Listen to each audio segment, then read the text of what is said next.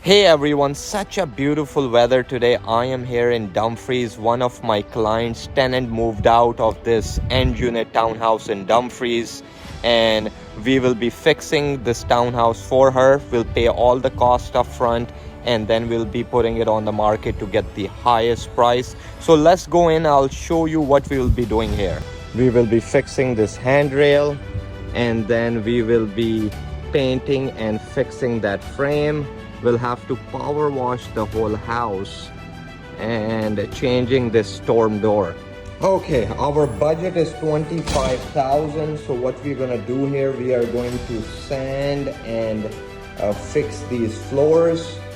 We're gonna add blinds throughout. The windows are older, but that's okay.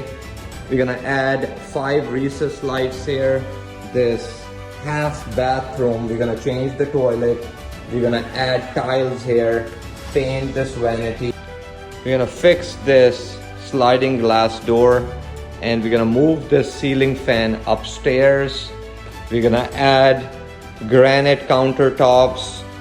We will put tiles here, ceramic tiles, and then we're gonna add hardware to these cabinets. We're gonna move this chandelier where it actually belongs, here.